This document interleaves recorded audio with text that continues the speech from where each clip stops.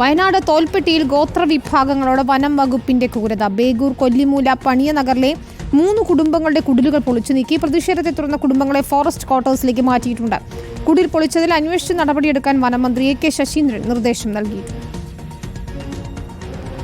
നമ്മളെ വീട് വന്ന് കൊത്തി പൊളിച്ച് നമ്മളെ കലവും പിന്നെ തുണികളെല്ലാം വലിച്ച് ഇവിടെ പുറത്തിട്ട് എല്ലാം കൊത്തി ഇതാക്കിയിട്ട് അവരിങ്ങോട്ട് വന്നു. അവർ ഒരു 5-6 ഫോറസ്റ്റുകാരുണ്ടായിരുന്നു, വാച്ചർമാരൊരു 5-10 ആളുണ്ടായിരുന്നു. എന്നോട് പറഞ്ഞ് മിഞ്ഞാന്ന് വന്നിട്ട് പറഞ്ഞ് ഷെഡ് പൊളിക്കണം, നിങ്ങൾക്ക് വേറെ ഷെഡ് കെട്ടിത്തരാം എന്ന് പറഞ്ഞു. അപ്പം ഞാൻ പറഞ്ഞു ഷെഡ് കെട്ടിയിട്ട് നിങ്ങളെ സ്ഥലം ഞങ്ങൾ ഒഴിവാക്കി തരാം എന്ന് പറഞ്ഞിട്ട് ഇവർ കേട്ടില്ല.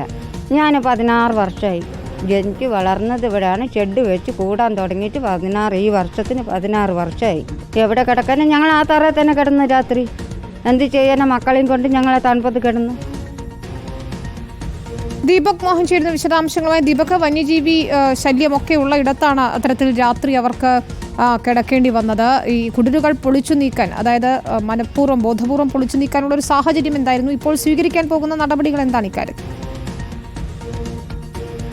വിനീത, വയനാട്ടിൽ ആദിവാസികളുടെ കുടിൽ പൊളിച്ച സംഭവത്തിൽ ആദിവാസി കുടുംബങ്ങളെ വനംവകുപ്പിന്റെ ഫോറസ്റ്റ് ക്വാർട്ടേഴ്സിലേക്ക് മാറ്റി. 3 ആദിവാസി കുടുംബങ്ങളെയാണ് ഇന്ന് തോൽപ്പെട്ടിയിലെ ഫോറസ്റ്റ് ക്വാർട്ടേഴ്സിലേക്ക് മാറ്റിയത്.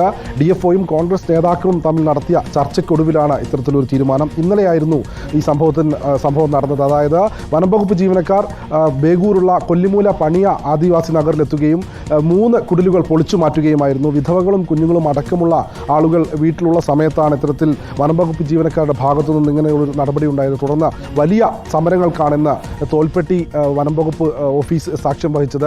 BJPയുടെയും ഒപ്പം കോൺഗ്രസിൻ്റെയും നേതൃത്വത്തിൽ വലിയ സമരമുണ്ടായി. കോൺഗ്രസ് പ്രവർത്തകരും BJP പ്രവർത്തകരും ഓഫീസിന് മുൻപിൽ കുത്തിയിരുന്ന് മുദ്രാവാക്യം വിളിക്കുന്ന സ്ഥിതിവിശേഷമുണ്ടായി. പിന്നീടാണ് വനംവകുപ്പിൻ്റെ ഉന്നത ഉദ്യോഗസ്ഥർ സ്ഥലത്തെത്തി ഇവരുമായി ചർച്ച നടത്തിയത്. കോൺഗ്രസ് നേതാക്കളും കൽപ്പറ്റ MLA T സിദ്ദിഖും അടക്കമുള്ളവർ ഇവിടെ എത്തിയിരുന്നു. പിന്നീടാണ് DFOയും കൽപ്പറ്റ MLA സിദ്ദിഖ് അടക്കമുള്ള ആളുകൾ ചേർന്ന് നടത്തിയ ചർച്ചയ്ക്കൊടുവിൽ ഈ 3 കുടുംബങ്ങളെ താൽക്കാലികമായി വനം വകുപ്പിന്റെ ക്വാർട്ടേഴ്സിലേക്ക് മാറ്റിയിട്ടുണ്ട്. ദീപക് മോഹനാണ് വിവരങ്ങൾ നൽകിയത്.